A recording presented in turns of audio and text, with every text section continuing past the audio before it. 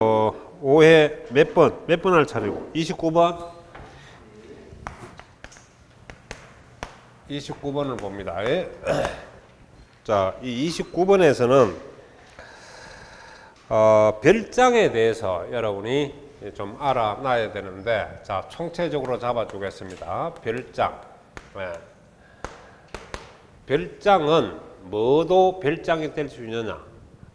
주거용 오피스텔. 주거용 오피스텔도 여러분이 바로 뭐가 되냐 하니까 별장이 될 수 있습니다. 왜냐하면 이 주거용 오피스텔은 우리가 사업장으로 쓰면 또 사업장이 될 수도 있어요. 사업장도 아니고 집도 아니다. 그럼 뭐고? 별장이라는 거예요. 그래서 이것도 별장이 될 수 있다는 걸 여러분이 알아두고, 일단 여러분이 별장은 취득세 중과세를 합니다. 무슨 세? 취득세 중과세. 취득세 중과세를 하고, 그 다음 여러분이 재산세. 재산세는 주택재산세가 부과되죠. 주택재산세가 고율이 적용됩니다. 얼마? 4%. 재산세. 탁 잡아라, 별장. 자, 그 다음 또, 저 종부세로 갈까요? 종부세. 종부세에서는 부과하지 않습니다. 이렇게 별장을 체계적으로 딱 잡아놓고, 자, 이게 전체를 보는 산이란 말이에요. 자, 숲으로 들어가면, 특히 취득세 중과세에서는, 이게 취득세에서는 왜 중과세를 하냐니까, 이른바 우리가 말하는 무슨 재산에 속한다? 사치성 재산에 속한다 이거야. 그럼 중과세 한다. 중과세 한다 딱 끊고 어떻게, 이거는 이제 계산법이란 말이야. 어떻게? 노하우는 뭐냐? 이렇게 물으면 중과세 한다. 이게 정답이라. 중과세 하네. 그러면 어떻게 하느냐고 물으면, 자, 표준세율에 공부를 할 때는 8% 이래 바로 들어가는 기라. 8%. 8%로 이래 안 주거든, 세법에는. 바로 이래. 계산을 하면 8%다, 이 말이에요. 그러면 이거는 중과 기준세율. 자, 취득세 중과세율과 중과 기준세율이가. 기준세율이에요. 이 중과 기준세율은 항상 1000분의 20, 2%를 말하거든. 여기에 4배. 요 얼마를 곱해야 8이 나오냐 이 말이야. 4를 곱해야 되는 4. 그래서 4배를 100분의 400을 적용한다 이래 나와. 100분의 400. 100분의 400이 1분의 4나나. 1분의 4. 그러니까 공부를 할 때 요렇게 해야 하란 말이야. 요렇게 해요. 그럼 이걸 만들어내면 되거든. 2%에 4배. 2%에 4배. 이 2%가 뭔데? 우리 세법에서는 중과 기준세율이라 그럽니다. 중과 기준세율. 중과세율은 뭐 없다는 말이고, 기준이 된다는 것은 중복적으로 왔다 갔다 빼고 더하고 곱하고 할 수 있는 기준이 되는 세율이다 이 말이에요. 자, 그래서 별장에서 여러분 이렇게 정리를 좀 기본적으로 딱 틀을 잡아 놓고, 자, 1번 봅니다. 별장을 2명 이상 구분하여 취득하거나 1명 또는 여러 사람이 시차를 두고, 시차라는 건 시간을 두고 구분하여 취득하는 경우에도 별장으로 취득 유행과 관계없이 무조건 중과세다. 무조건 중과세다. 그래서 여러분이 정리를 해놔야 되겠고, 그 다음에 농어촌 주택은 중과세 대상인 별장에서 제외된다. 그래서 농어촌 주택은 여러분이 법정이 정한 데에 대해서 일반 이 농어촌 주택, 이른바 부수 토지는 660제곱미터 이내, 건평은 150제곱미터 이내, 이런 조건이 있고, 또 일반 농어촌 지역을 말하지, 농어촌 지역이라도 도시 지역이라든지 투기 지정 지역이 있는데 정해지면 안 됩니다. 순수 농어촌 지역에 그런 농어촌 주택은 별장으로 보지 않고 그냥 집으로 볼 뿐이다 이 말입니다. 네, 맞습니다.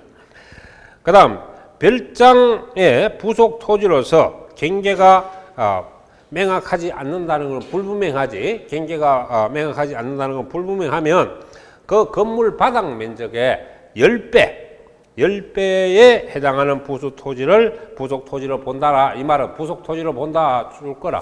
부속 토지로 본다 이 말이 보면 웃자란 말인데 중과세 물건이다 이 말이야. 중과세 물건이다. 맞죠? 자, 그 다음 소유자 외의 자가 주택을 임차하여 별장으로 사용하는 경우에는 중과세 대상이다. 아니다가 아니고 이다. 자, 잘 봐요. 여러분 별장에 여러분 친구 와서 산다 이 말이에요. 소유자가 납세 의무자가 되느냐 사용자가 납세 의무자가 되느냐. 예, 소유권 진놈이 돼야죠. 사용자야 뭐 임차해서 살 수도 있고 빌려 쓰는 거니까 직계 아니잖아. 납세 의무자가 될 수 없죠. 그래서 별장은요 누가 사용하냐가 중요한 게 아닙니다. 별장으로 조건이 맞으면 다 소유자가 납세 의무자가 되기 때문에 과세 대상이다 이래야 맞지. 아니다 해서 틀립니다. 이다 해야 맞죠. 자, 방금 얘기했다시피 잘 보세요. 그 주거와 주거 외의 용도로 겸용될 수 있도록 지금 건축된 오피스텔과 그가 유사한 건축물로서 사업장으로 사용되고 있음이 사업자 등록증에 의하여 확인되는 경우에는 별장으로 보지 않는다. 맞는데 내가 분명히 얘기했지. 이 주거용 오피스텔이 사업장도 아니고 주택도 아니다. 그럼 뭐냐? 별장이다 이 말입니다. 그런데 사업장으로 쓴다면 또 사업장이 될 수도 있죠. 네. 꼭 기억을 해야 돼요. 그리고 오피스텔은 그 용도에 따라 판단을 한다. 그러나 용도가 불분명하면 별장에 해당한다. 이걸 세 줄을 외울 게 아니고 요 개념을 이해하놔야 됩니다. 그래서 오피스텔도 뭐가 될 수 있다. 별장이 될 수 있다. 이래 바로 나올 수도 있다 이 말이에요. 그때는 될 수가 있다니까. 될 수가 있다는 거는 사업장으로 사용하지 않고 주택도 아니고 아무것도 아니다. 그럼 뭐냐? 별장이다 이게. 이해하겠죠? 자, 그래서 답은 소유자 외자가 임차여 별장을 쓰더라도 그 소유자가 납세 의무자가 되기 때문에 중과세 대상이 됩니다. 그래서 29번의 답은 몇 번 됩니까? 4번이 되겠네요. 그 다음 30번 가서 자, 등록면허세에 대한 틀린 겁니다. 등록면허세. 특히 등록면허세는 여러분이 수수료 성격의 조세입니다. 그래서 잘 알아야 되는 거는 그 등기 등록이 무효가 되고 취소가 되었더라. 이미 납부한 등록면허세는 그 영향이 없다. 이렇게 되어 있습니다. 그 말은 무슨 말이냐? 등록면허세는 한번 내쁘면 환급이 안 된다 이 말입니다. 환급이 안 돼요. 그리고 항상 6,000원 미만은 6,000원을 징수한다는 최저세액도 우리가 있다는 것도 알아둬야 돼요. 등록면허세는 또 특징이 뭐냐? 종가세와 종량세로 구성이 되어 있다는 것을 알아야 됩니다. 종량세는 물건 한 건에 한 건이야. 물건 하나에 한 건. 건당 6,000원을 징수한다는 종량세 제도가 있다는 걸 알아야 돼요.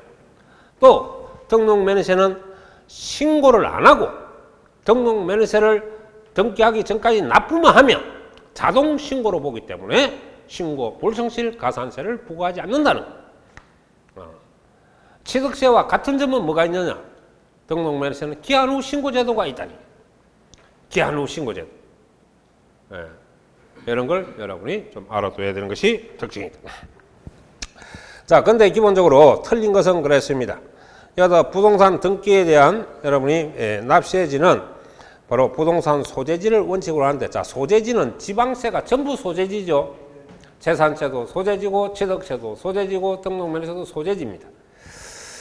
자, 건저당 내 민법상 용어와 똑같은 겁니다. 자, 설정 등기를 하면은, 그래서, 등록면허세 납세 의무자는 권리자죠. 건저당권자 줄 거, 건저당권자가 누구냐? 바로 은행입니다. 은행. 채권자죠. 등록면허세 납세 의무 신고 의무를 다하지 아니하고 등기 등록하기 전까지 자, 동그라미 치세요. 등기 등록하기 전에 납부를 했나? 신고는 안 했지만 납부는 했지? 납부. 그러면 자동 신고로 본다. 그래서 신고 불성실 가산세를 부과하지 않는다 하는 걸 알아야 되는데, 자, 그래서 신고 불성실 가산세를 징수한다가 아니죠. 징수하지 아니한다, 부과하지 아니한다, 부과하지 아니한다, 징수하지 아니한다. 왜? 스스로 성격의 조세이기 때문에 세금만 받으면 무조건 신고를 인정받는 거야. 이해하겠습니까? 시험에 참 잘 나옵니다, 이거, 이 지문.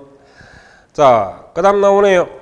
자, 여러분, 건저당권 말소 등기를 할 경우 대부분 피담보 채권을 다 상환을 해야 말소가 되죠, 이게 원칙적으로.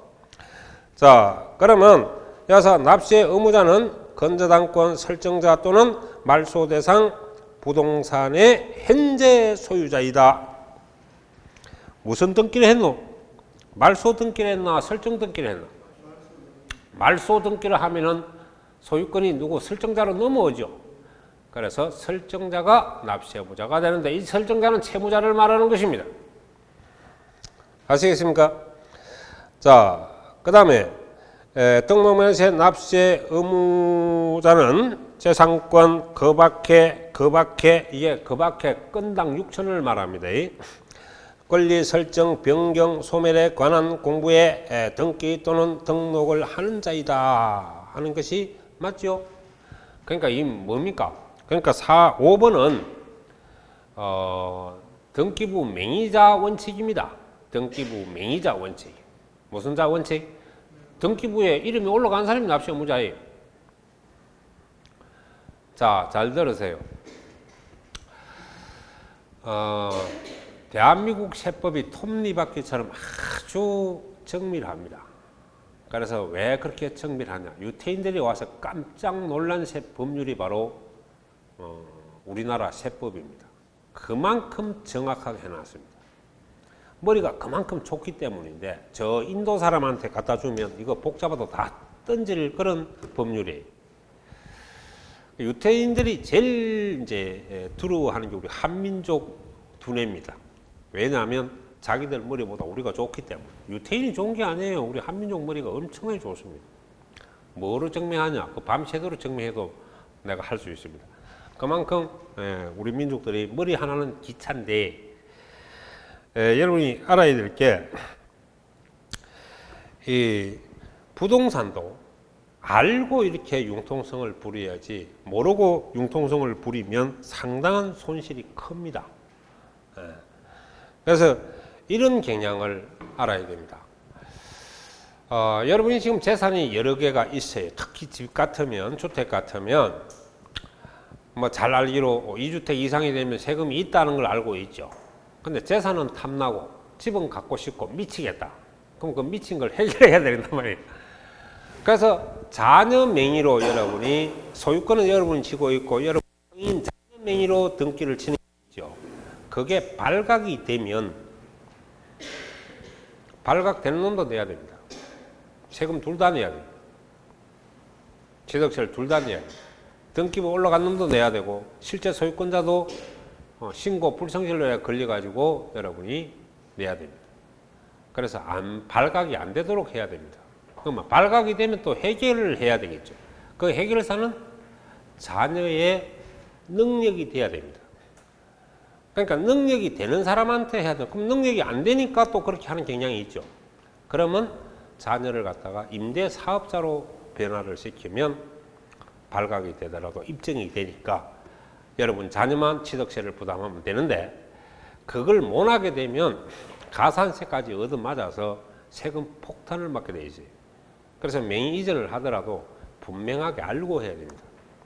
자녀가 능력이 있을 때 명의 이전이 가능한데, 능력이 없으면 사업자라도 만들어주고 먼저 만들고 이전을 해야지, 이전하고 나서 사업자로 만들면 안 됩니다.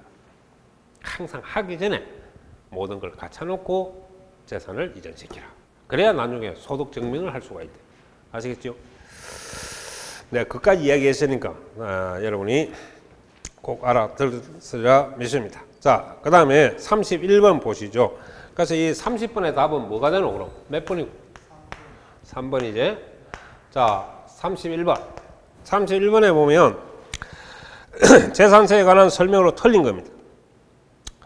요번에 재산세 납세 의무자는 반드시 암기를 해놔야 됩니다. 그래서 아마 요약집에 박스로 딱 만들어 놨을 겁니다. 그런 거는 꼭 알아두고 가야 될 분야입니다. 자, 가세 기준일은 매년 6월 1일이죠. 6월 1일 현재 소유권 기속이 분명하지 아니하여. 자, 요 말이 딱 나와야 됩니다. 기속이 불분명하다. 그러니까 소유권이, 이 말은 공부상 소유자도 알 수 없고 사실상 소유자 둘 다 알 수 없다 이 말이에요. 그러면 사용자가 납세 의무자입니다. 기속이 불분명한 말, 요 조건이 반드시 깔려야 돼요. 그러면 사용자다. 사용자가 누군데? 임차인입니다. 그래서 시장 군수는 임차인에게 사실상 소유자와 공부상 소유자를 알 수 없기 때문에 사실상 사용하는 사람이 내도록 이렇게 통지를 해줍니다. 그러면 세금을 내면 되죠. 자, 그 다음 국가가 1년 이상 공용에 무료로 사용하는 경우에 재산세를 부과하지 않죠. 유료로 쓰면은 재산세가 발생합니다. 그래서 유료가 아니고 무료로 해야 되죠. 자, 가세 기준을 현재 상속이 개시된 재산으로서 상속 등기가 이행되지 아니하고 사실상 소유자를 신고하지 아니한 때에는 누구 건지 모르겠다 이 말입니다. 이때는 여러분 집안의 큰형님이 냅니다. 바로 여러분 집안의 큰형님이 왜 내느냐? 부모로부터 상속을 제일 많이 받거든요. 우리나라 아직까지 간섭상. 근데 상속재산은 여러분 법적으로는 행제간의 공유재산이고 지분도 동일합니다. 아시겠죠? 근데 우리가 관례상으로 이제 그렇게 하고 있는데, 그래서 이때는 상속재산 등기 안 치면 누가 내야 되느냐? 상속 지분이 가장 많은 자가 내는데 그것이 바로 주된 상속자입니다. 여러분 실무로 가면 전부 집에 가면 큰형님이 다 내야 되는 이런 현상이 발생하죠. 자, 1구는 항상 한 채죠. 한 채. 네. 건물 한 채. 자, 건물과 주거용, 주거와 주거 외의 용도에 겸용되는 경우 주거용으로 사용되는 면적이 전체의 50% 이상이면 전부 주택으로 본다. 맞죠? 그래서 여러분 잘 봐. 10번을 중개사 시험을 쳐도 시험 칠 때마다 똑똑 떨어집니다. 그래서 이제 지쳤어. 못하겠어. 에이, 그러면 이제 묵고는 살아야 되고 방법이 없잖아. 그래서 집 한 채 딸랑 있는데 나도 모르겠다. 그래서 슈퍼마켓이나 하나 해보자. 그래서 여러분이 집을 요래 반 자릅니다. 요거는 주택으로 쓰고 요거는 상가로 쓰자. 예. 그래서 요게 총 100제곱미터다. 계산하기 편리하게. 예. 50원 여기고 50원 상가다. 그럼 이런 집을 갖고 있다. 이러면 이거는 주택으로 볼 거냐 상가로 볼 거냐?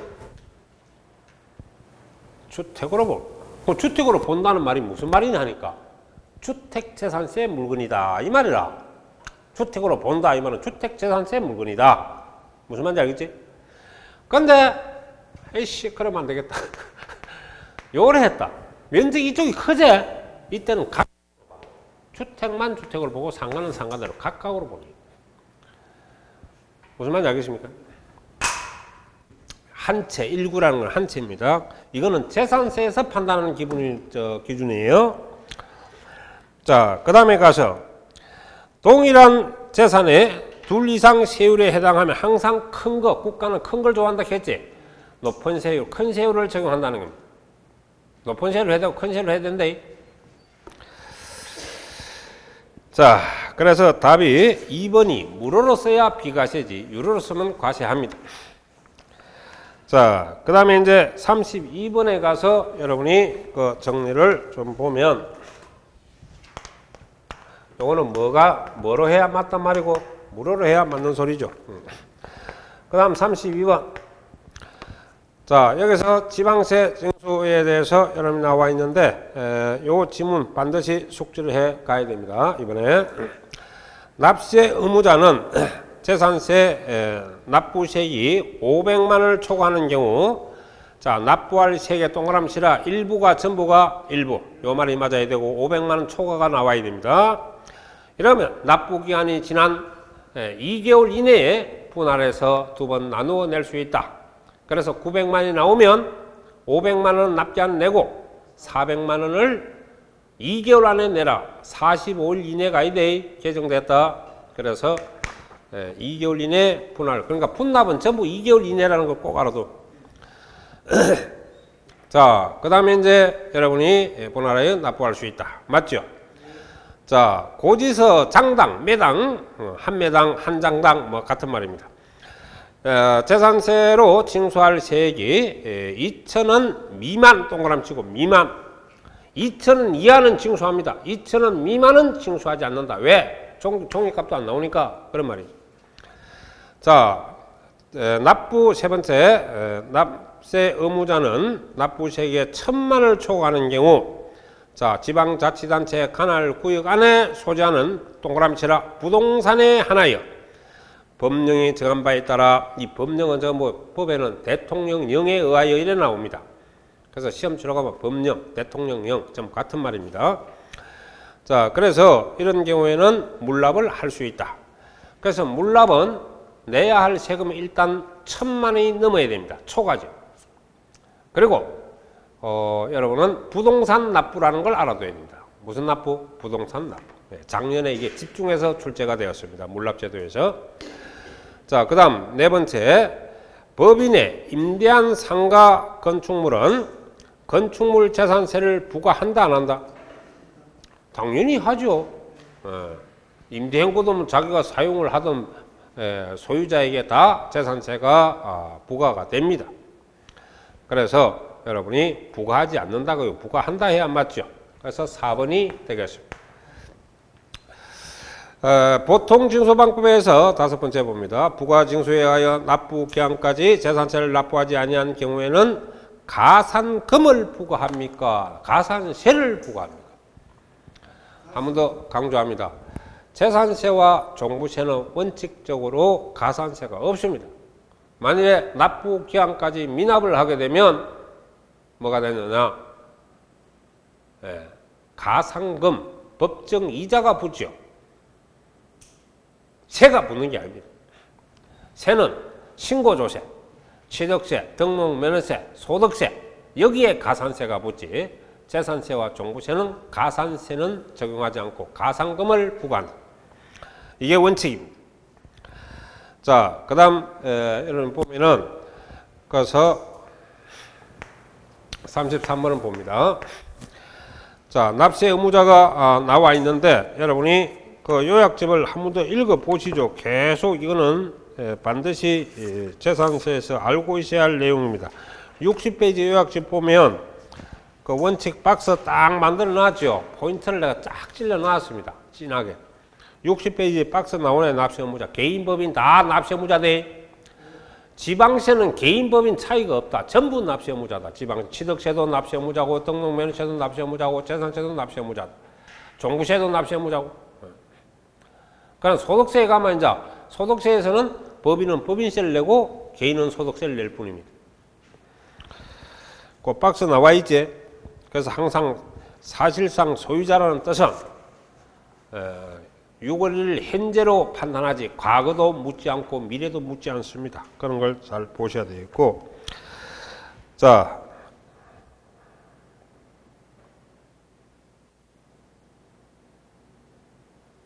그 9개 딱 있죠. 9개.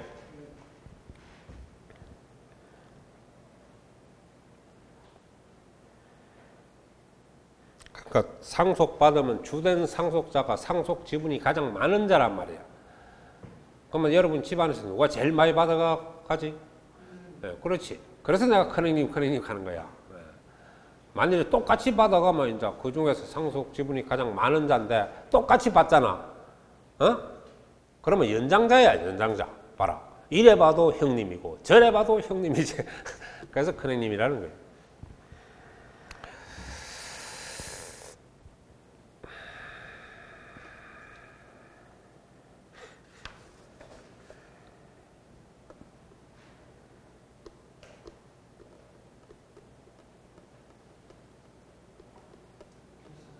자, 다 읽었죠? 자, 1번을 봅니다. 그래서 포인트가 뭐냐 하니까 지금 권리, 소유권이 양도가 됐죠. 그래서 보면 변동신고를 안 했어요. 가세 기준을 현재 재산세 과세 대상 소유자로 정제되어 있는 자가 재산세를 납부해야 된다. 자, 그러니까 여기서 지금 권리 변동이 생기면 사실상 소유자로 신고를 해야 되는데 늦어도 6월 10일 이내에 변동 신고를 해야 사실상 소유자가 납세 의무자가 될 수가 있습니다. 근데 보다시피 팔기는 팔았는데 아직 사실상 소유자를 신고를 안 하고 그대로 있는 상태죠. 그럼 6월 2일 현재 등기부상 소유자가 납세 의무자가 된다. 줄이면 공부상 소유자가 납세 의무자다. 그러니까 사실상 소유자를 알 수 없으면 누가 된다? 공부상 소유자가 납세 의무자다. 이 뜻이 1번에서 지문이 그래 깁니다. 그 다음에 두 번째, 자, 기속이 불분명하다. 분명하지 않다. 나오제? 그러면 마지막에 대상자만 찾아. 잊지 말고. 그럼 뭐야? 예, 사용자가 납세 의무자죠. 줄 거죠? 포인트 찾기 지금. 자, 국가와 네모로 딱 치라. 연부로 매매 계약을 체결하고 네모 짓죠? 이거는 계약이다. 계약. 계약하면서 계약금 거는 거야. 당연지사 이거. 그래서 선수금은 계약금이거든.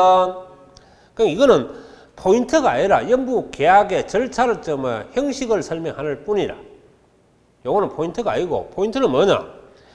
국가의 여러분 재산을 갖다가 무상으로 사용권을 무상으로 받아야 돼. 사용권 무상이 포인트라. 이때는 매수 계약자가 납세 의무자가 됩니다. 유상으로 쓰면 비과세입니다. 왜? 수익자가 국가가 되기 때문에. 아시겠죠? 지방자치단체도 마찬가지고. 자, 신탁법상 신탁 등기는 행식적 이전이죠. 그래서 취득세는 비과세가 됩니다. 그렇지만 보유자인 재산세는 바로 수탁자가 납세 의무자가 되는 겁니다. 그래서 4번은 위탁자가 아니고 수탁자가 재산세 납부할 의무를 진다. 자, 또 나오네. 상속에 대해서 등기 안 치면 큰행님이라. 주된 상속자가 납세 의무자다. 탁탁 포인트.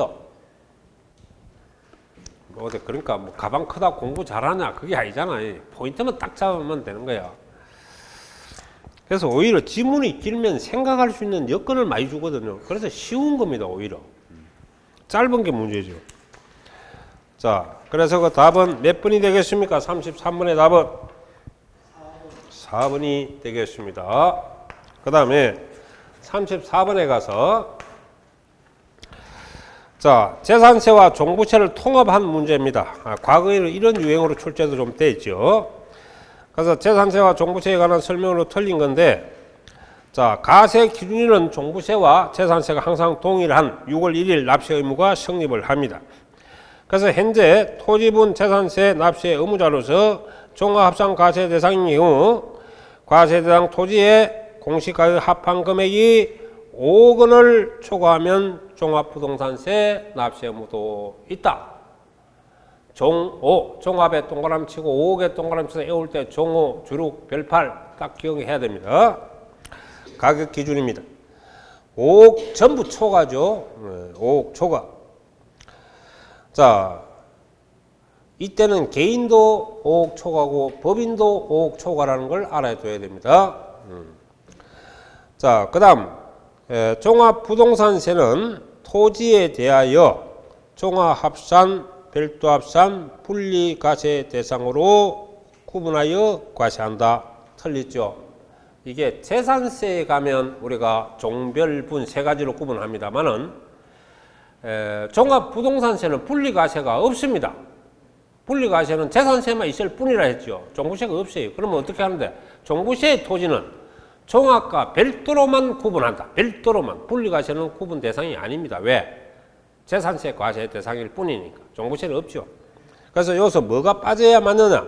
분리과세 대상. 그러면 이 설명은 재산세가만 맞는 설명이가 그래. 재산세가만 맞는 설명이죠. 자, 주택 외의 일반 건축물입니다. 재산세 납기는 7월 16일부터 7월 30일. 그러니까 우리 건칠로 외웠어요. 건칠, 토구. 건칠, 7월 16일부터 말일까지. 토구, 9월 16일부터 말일까지. 맞죠? 주택은 반반씩. 자, 그 다음에 이제 여러분이 가면, 그래서 주택에 대한 종부세, 가세 표준은 납세 의무자별로 공시가격 합한 금액에서 기준 금액을 공제하는데, 현재 기준 금액은 6억입니다. 그렇죠? 6억을 공제해야 돼. 왜? 주 6억 초과가 종부세 납세 의무자니까. 그러니까 7억 같으면 6억을 빼면 1억 아닙니까? 그 부분에 종부세가 있는 거죠. 자, 그 다음에 이제 가면은 여러분이 내려가서 재산세와 그 보면 종합부동산세 과세 기준일은 동일합니다. 언제? 매년 6월 1일이죠. 네. 그래서 답이 몇 번이 잘못된 설명이라 2번은 재산세에 맞는 설명이고 종부세는 분리과세가 들어가면 안 됩니다. 자, 종합부동산에 대한 설명을 옳지 못한 거죠. 자, 별도 합산 나오면 항상 80억입니다. 별파리 외울 때 별파리 외우라 했지. 80억을 공제한 금액에서 시가 비율을 곱합니다. 그래서 현행 시가 비율은 올해까지만 80% 적용했죠. 내년부터 계속 올라갑니다. 90%, 100%, 최종 100%까지 가겠죠. 그 다음 갑은 수도권 내에서 배우자와 각각 50%씩 공유한 1주택 공시가격이 12억 원을 보유하고 있는 경우 종부세 납세 의무는 없습니다. 왜요? 보세요. 집이 지금 한 채 있는데 이게 얼마짜리라? 12억이지. 각각 지분이 50%씩 갖고 있지. 50% 같으면 6억 아이가. 그지? 주 6이라. 6억이 넘어야. 개인 부부지간도 남남이라 이때 계산할 때는. 그렇죠. 남남이라. 따로따로 보는 거죠. 그러니까. 아까 내가 부부지간 단 하나로 보는 거는 임대주택, 1주택, 비과세할 때 그때만 합산하지. 나머지는 남남이야. 세법에서는 분명히. 알겠죠? 그러면 6억이 각각 넘어야 되잖아요. 그러면 서울에서 집 한 채 여러분이 10억짜리 갖고 있으면 종부세 안 내려면 부부 공동 소유로 하면 되죠. 네. 그러니까 12억까지는 공동 등기를 하면은 어떻게 됩니까? 종부세가 없는 거예요. 재산세만 낼 뿐입니다. 만일에 이제 이게 14억이 됐다. 그러면 50%가 있으면 각각 7억씩 안 되나, 그죠? 그러면 각각 어떻게 되나? 6억 초과가 되니까 납세 의무자가 되겠지. 그러니까 절세의 기술은 이런 데 있습니다. 예, 절세의 기술. 자, 그 다음 세 번째 거 보면은, 자, 만 60세 이상 단독 소유 1주택, 단독 소유지 또 공동 부부지간 공유주택은 안 돼요. 여기서는 단독 주택에 5년 이상 보유하면 여기서 연령별 공제와 여러분이 보유기간별 세액공제, 중복공제가 된다 안 된다? 됩니다. 60세 이상 연령별 세액공제 적용. 60세 이상은 10%, 65세 이상은 20%, 70세 이상은 30%까지 연령별 세액공제를 빼주죠. 그 다음 보유기간은 5년 이상은 20% 공제를 해주고 종부세를 5년 이상 갖고 있으면 20% 공제를 받고 10년 이상 갖고 있으면 40% 공제를 받는데 이거는 단독 소유 1세대 1주택자에게만 적용하는 특례입니다. 자, 그래서 중복공제가 된다는 것, 포인트는 중복공제 된다는 거 꼭 기억하세요. 요번에 나옵니다. 꼭 알아두세요. 자, 그리고 재산세 과세 대상인 합산 과세 토지의 범위는 종합부동산세 합산 토지의 범위와 동일하다. 그렇죠. 재산세 종합 합산되는 게 종부세 합산 과세 대상입니다. 맞죠? 재산세 별도 합산 되는 것이 종부세 별도 합산이 되는 것입니다. 그러나 주택은 다릅니다. 주택은 재산세가 있는 게 있고 재산세와 종부세가 다 있는 게 있어요. 예를 들어서 임대주택 같은 거는 재산세는 부과할 수 있으나 종부세는 없죠. 미분양주택 같은 거 재산세는 부과되나 종부세는 없습니다. 그래서 주택은 재산세 범위와 종부세 과세 범위가 다른데 토지는 재산세와 종부세 합산 범위가 동일하다. 자, 그걸 여러분이 알아두셔야 되겠네요. 자, 그 다음에 주택의 경우 법령이 정한 장기 임대주택 동그라미 쳐. 임대기간이 몇 년 이상이고? 임대기간이 8년 이상. 몇 년 이상? 8년 이상. 그러니까 18년도 3월 31일까지 사업자 등록을 해서 신고로 된 거는 5년이지만은 4월 1일부터 적용한 임대주택은 임대기간만 8년을 지켜줘야 종부세가 배제되는 임대주택이 됩니다. 만일 중간에 안 되면 충족을 못 하면 추징당합니다, 이거. 자, 그리고 문화재 보호법에 의해서 문화재 주택. 그래서 여러분이 장기 임대주택, 문화재 주택은 아예 없는 주택으로 본다고 생각하세요, 종부세는. 없는 주택으로 본다. 그래서 뭐라 했노? 합산 과세 주택에 포함하지 않는다. 이 말은 이런 주택은 종부세 계산하지 않는다 이 말이에요. 그러니까 종부세가 없는 주택이다. 장기 임대주택, 그다음 우리가 문화재 주택 이런 거, 노인 복지주택 이런 거 있죠. 자, 그래서 이건 답이 여러분이 12억이 되면 부부지간 50%씩 공유를 하게 됐을 때는 되는 거죠. 만일에 부부지간 싸움을 해가지고 말이야 무조건 12억이 없다 이러면 또 안 돼요. 싸움을 해가지고 지분 때문에 싸워서 남편이 30% 지분을 갖고 아내가 70% 지분을 갖고 있다. 그러면 누구는 있고 누구는 없어요. 그렇죠? 그럼 요래 되면 누가 갖고 이게 지금 70% 계산해봐. 이거 계산해봐. 30% 되면 이건 남편이라. 이건 아내라. 내가 볼 때 아내는 종부세 납세 의무가 있고요. 남편은 없어요. 이런 경우는. 그래서 50% 갖고 있을 때 6억 6억에 걸리기 때문에 없다 이거죠. 이런 경우는 이 사람이 있습니다. 6억이 넘어가니까. 그렇죠? 이 사람은 종부세가 없죠. 무슨 말인지 알겠어? 그래서 이런 것도 이제 재산이 많을 때는 나한테 의뢰를 하세요. 분명히. 해가지고 내가 이렇게 하라 하면 이게 생각보다 복잡하거든요. 간단하게 설명하는데 안에 들으면 상당히 복잡합니다. 종목별로 다 다르고. 그래서 분명히 전문가들한테 의뢰를 해서 이런 걸 하세요. 그래야 나중 실수가 없습니다. 자, 그 다음 35번에 가서 30 몇 분이고 6번 할 차례고 왜 이래 36번 할 차례. 자, 36번 봅시다. 자, 여기서 부동산 관련 업에 대해서 지금 설명인데 틀린 것. 자, 이거 보면 토지를 개발해서 주택지나 상가지로 분할 판매하는 경우는 매매업자입니까? 건설업자입니까? 네? 땅을 갖다가 맨 땅을 확 밀어가지고 그냥 주택지도 만들고 상가지도 만들어주는 이 업자는 매매업자입니까? 건설업자입니까? 예. 매매업자에 해당하죠.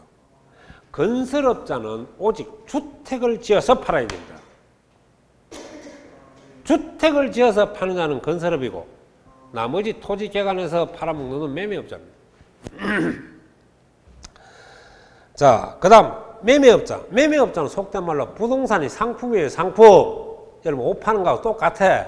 그렇게 생각합니다. 옷 장사하고 옷 파는 거하고 부동산 매매업자가 부동산 파는 거는 똑같은 상품이란 말이에요. 그래서 우리가 양도세율을 보면 1년 미만 50%, 2년 미만 40%, 2년 이상 초과 누인세율 이렇게 해서 세율 구조가 되어 있잖아요. 주택 외의 물건에 대해서. 주택은 1년 미만 40%, 1년이 이상이 된 거는 다 초과 누인세율을 씁니다. 맞죠? 그게 기본 틀이죠.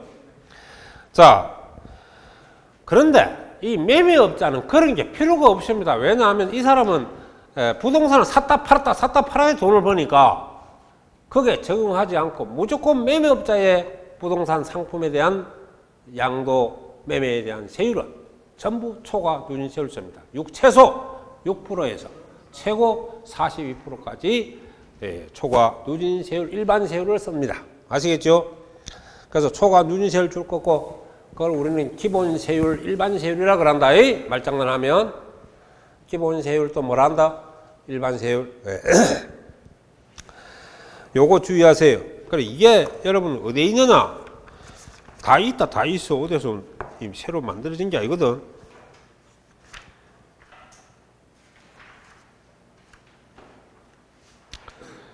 자, 여러분 86페이지 한번 펴보세요.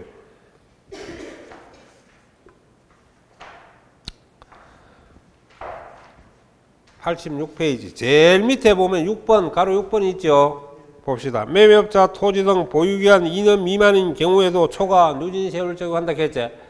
2년 미만이니까 1년 미만, 2년 미만 다 포함하잖아. 이런 거는 무조건 누진세율 적용. 그러니까 매매업자는 부동산이 상품이기 때문에 담은 한 달만 보유하고 팔아도 누진세율을 쓴다 이 말이야. 무슨 말인지 알겠죠? 자, 그 다음 여러분이 봅시다. 세 번째, 신축한 주택이 분양되지 아니하여 판매될 때까지 일시적으로 임대한 후에 판매하여도 건설업에 해당한다. 맞죠? 네. 아파트 지어갖고 안 팔리잖아. 일시적으로 임대를 줬다가 월세도 다 사업소득에 해당합니다. 그래 또 팔아보면 내놔 건설업자지 뭐. 그래서 좀 이상한 말입니다만은 걸레는 빨아도 걸레라고요. 맞죠? 이게 무슨 말입니까? 바뀌지 않단 말이에요. 그러니까 신축업자가 미분양주택 임대했다가 팔아먹어도 내놓고 그거는 건설업자죠. 신축업자니까 건설업자다. 꼭 기억하고. 자, 그 다음 네 번째 봅니다. 부동산 매매업자는 토지 등의 매매 차익과 그 세계에서 예정 신고는 자, 그 뭐가 일어납니까? 매매일로부터. 여는 매매일이라 그러죠. 왜? 상품이기 때문에. 근데 양도세는 양도일이라 그러죠. 매매일이나 양도일이나 팔아먹는 날짜는 같습니다. 자, 여기서 볼 때 매매일에 속하는 달의 말로부터 몇 개월 이내? 2개월 이내 예정신고하라 그랬죠. 소득세법에는. 양도세도 2개월 이내. 매매업자도 예정신고는 2개월 이내 해야 됩니다. 매매일의 말로부터. 그래서 그 줄을 한번 꺼보세요. 매매일이 오늘 며칠입니까? 오늘 8월 11일이죠. 매매일 밑줄 꺼봐. 매매일 8월 12일 딱 적어. 그러면 2개월 안에 예정신고를 해야 될까, 이가? 그러면 팔아먹은 달은 빼라고 항상 계산을. 말로부터지만은 말을 세지 말고 그냥 팔아먹은 달은 빼. 그 다음 달부터 세. 자, 8월 달에 팔았으면 9월 달부터 세라, 이 말이야. 9월, 10월. 늦어도 10월 30일까지 양도세나 매매업자의 예정신고는 동일한 2개월 이내 신고를 해야 됩니다. 10월 31일까지 하면 되겠죠. 만일에 이 이후에 신고를 하면 11월 달이나 12월 달에 가서 신고를 하면 신고는 하되 가산세가 부과됩니다. 이제는. 왜? 납부기한이 초과되기 때문에. 자, 그걸 여러분이 잘 기억을 해야 되겠습니다. 자, 그 다음에 토지 매매 차익의 산출세액은 매매가에서 필요경비, 뭐 취득가 이런 거 다 공과금 다 들어갑니다. 경비 빼고 장기보유 특별공제도 빼고, 자, 이런 걸 빼서 우리가 그 곱한 금액의 해당 세율을 곱해가지고 계산한 금액으로 한다. 그러니까 이 사업자의 소득세 산출세액은 매도가격, 매도가격이라는 양도가격이죠. 매도가격에서 필요경비, 장기보유 특별공제 이런 기타 금액을 빼고 뺀 금액에 뭘 적용한다? 세율을 적용해서 세액을 산출합니다. 그러니까 이거는 가표 곱하기 세율이 산출세다 이겁니다. 자, 그래서 답이 바로 여러분이 4번은 항상 예정신고는 2개월이죠. 단 3개월이 하나 있습니다. 뭐가 있냐니까 양도세, 부담부 정외한 양도세. 부담부 정외한 양도세가 일어나면 예정신고는 이거 양도일에 속하는 달의 말로부터 3개월 이내에 예정신고할 수 있습니다. 그러니까 예정신고 3개월은 부담부 정외 양도세만 3개월이지 나머지는 전부 2개월이라는 거 꼭 기억해 두고. 내가 분명히 강의했습니다. 자, 그 다음 37번에 가서 여러분 이거 보면은 국내 소재한 양도 차익의 필요 경비에 해당하는 거, 지금까지는 안 하는 거 많이 풀었지만 하는 거. 자, 자산 가치를 증가시키면은 자본적 지출로서 필요 경비에 해당하는데 뭐라 그랬노? 증가시키지 않는 수익적 지출이지. 그래서 수익적 지출이 뭐냐니까 건물 우리 도배 비용이라든지 페인트 칠하는 것, 도장 비용 이런 걸 말하는 거야. 이런 비용은 필요 경비에 해당하지 않습니다. 집에 가면 싱크대 교체 비용이라든지 이런 거, 유리창 교체 비용 이런 거 아시겠어요? 그것도 대규모 교체 비용은 되지만은 뭐 부분적으로 부부싸움하다 유리 한 몇 개 깼다 그거 교체한다고 해서 그런 건 수선비에 들어가서 필요 경비에 포함할 수가 없습니다. 그 다음, 자, 재산세 정기적으로 내는 종합부동산세. 이게 보유세죠. 보유세 파트는 절대 필요 경비에 포함할 수 없습니다. 자, 여러분 집 살려면 여러분 돈으로 사야 됩니까? 은행 돈으로 사야 됩니까? 원칙적으로. 그게 자본주의 사고방식 맞습니다. 빚 없이 살 수 없다는 게 자본주의죠. 근데 잘 보세요. 법에서는 네 집 살 때 네 돈으로 사야지 왜 남의 돈 빌려가 사냐? 이래 보는 겁니다. 그래서 은행에서 대출을 받아갖고 집을 사잖아요. 그럼 대출 이자가 나가죠? 그거는 공제될 수 없는 필요경비입니다. 그래서 필요경비에 포함할 수 없다. 아시겠죠?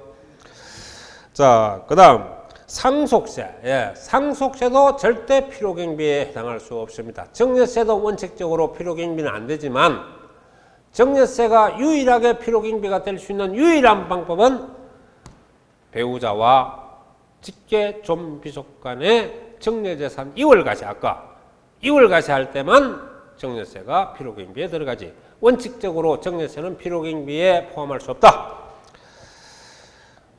자, 부동산 취득에 납부한 취득세, 등록면허세로서 납부 영수증이 없는 경우, 본래는 전부 증빙 자료를 갖춰야 되는데 취득세, 등록면허세는 왜 영수증이 없어도 인정을 받냐 하니까 여러분 구청에 가면 다 전산 입력이 다 돼가 있습니다.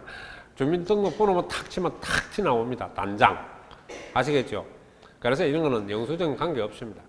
봐, 이 문제가 작년에 나왔단 말이에요. 작년에. 이걸 우리가 나한테 필요한 사람은 이 문제 그대로 가도 풀었죠. 작년 그대로 나왔으니까요. 그래서 이게 원래 만든 문제가 아닙니다. 이게. 벌써 5, 6년 전에 다 만들어진 문제고요. 자, 그거까지 하고 좀 쉬었다 하죠. 예.